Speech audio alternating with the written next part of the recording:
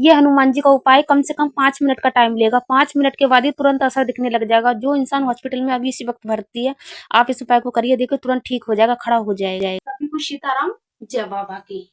तो आज है मंगलवार, तो जो उपाय मैं बताने वाली हूँ ना, इस उपाय से आपके ऊपर हनुमान जी की कृपा होने लगेगी।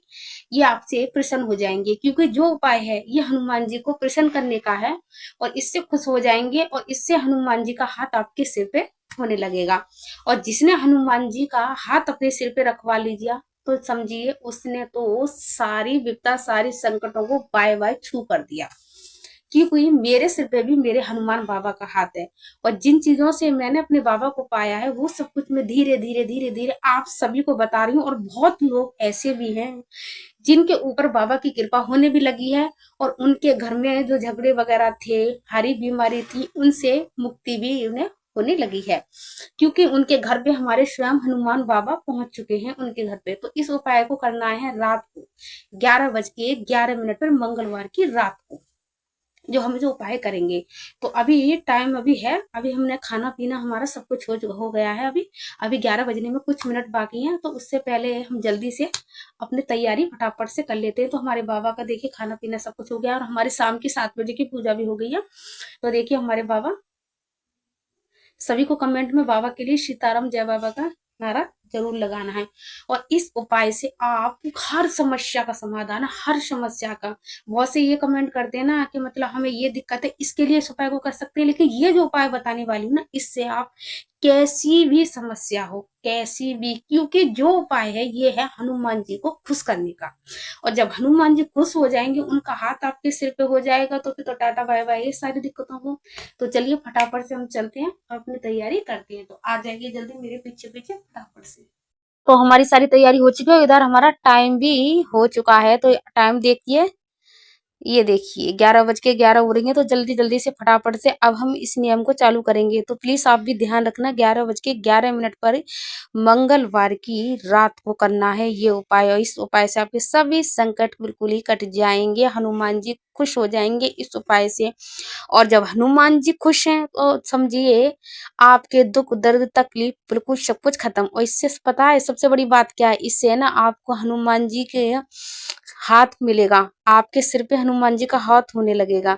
तो देखिए अब हम यहाँ पर हमें किस किस चीज की जरूरत पड़ने वाली है, तो ध्यान से सुनना, फिर प्लीज पूरा वीडियो देखा करो। क्योंकि पता है क्यों, क्योंकि आप फिर कमेंट करते हैं कि दीदी आपने ये नहीं बताया, ये नहीं बताया। मैं सब कुछ बताती हूँ, पर मुझे लगता है कि आप वीडियो को कट कर देते हैं, तो इसलिए आपकी समझ में नहीं आता है। तो उससे पहले बाबा के दर्शन कीजिए।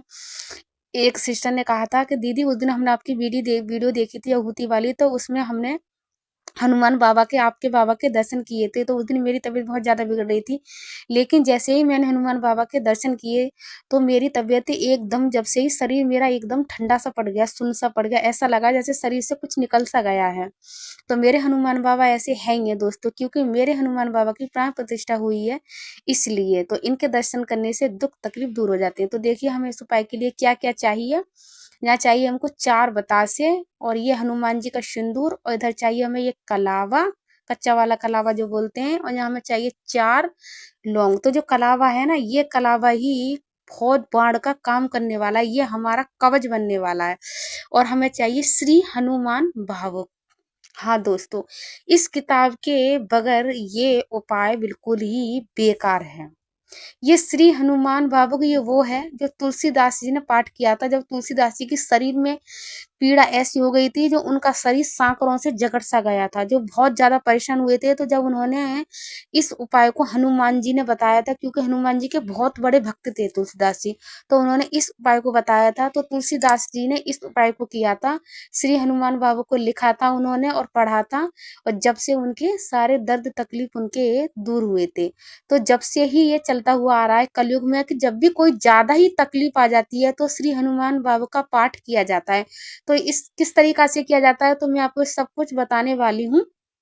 तो देखिए इस सामान को फिर से देख लीजिए। 4 आपको बतासे चाहिए आपको, और 4 लौंग, कलावा, और कच्चे वो सिंदूर हनुमान जी का। और आपको देखिए ऐसा स्टूल या पटला ले सकते हैं, जो भी है, मेरे पास इस तरीका का है।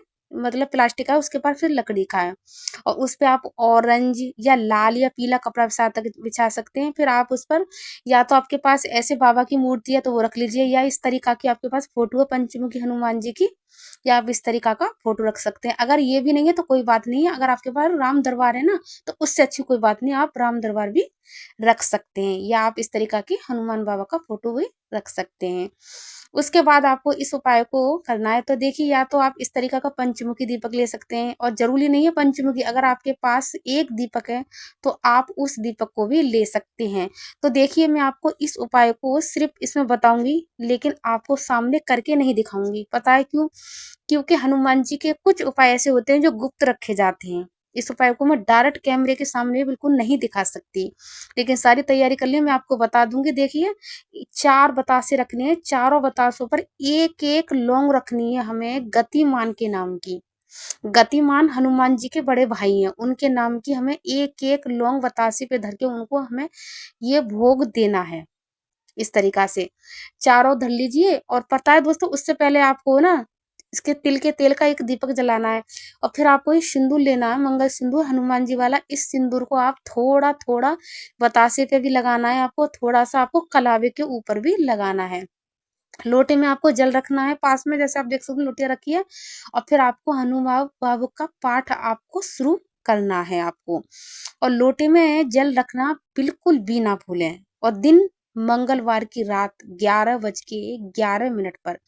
इसका उपाय सिर्फ ये है कि आपको अंडा मांसाहारी वगैरह से परहेज रखना पड़ेगा, क्योंकि हमारे हनुमान बाबा बहुत ज्यादा ही नाराज हो जाते हैं इन चीजों से। और आपको जरूरत पड़ने वाली है कपूर। कपूर की डिब्बी में से एक को निकाल कर, ये कपूर ऐसी है बहुत आसानी से फूट जाती है, तो थोड़ा सा कपूर लेके उंगली से मसल कर आपको नहीं, चारों बतासों के ऊपर हल्का हल्का कपूर डालना है आपको। और देखिए जैसे ही आप इसको पाठ को करोगे ना, तो जैसे ही आप बीच बीच में हनुमान बाबा का पाठ करोगे तो बीच बीच में आपको जल में फूंक मारना है, और इस कलावे को जल में ही डालकर छोड़ दीजिए जब तक आपका पाठ नहीं होता। जब तक इस कलावे को आप वो जल में ही डालकर रखना है, जब तक आपका पूरा हनु बाबा का पाठ नहीं हो जाता है। अब ये जो 4 बतासे और जो लौंग जो रखी है इसको यहीं रखे रहने देंगे।